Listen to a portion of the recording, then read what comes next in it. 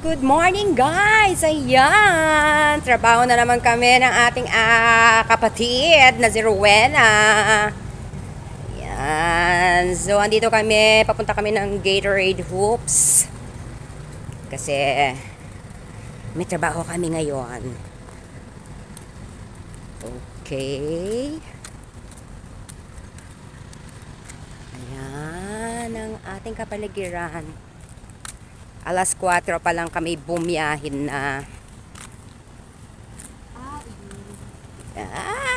Gatorade Hoops. So, ang aming trabaho ngayon, dahil may PBA draft, so, andito kami.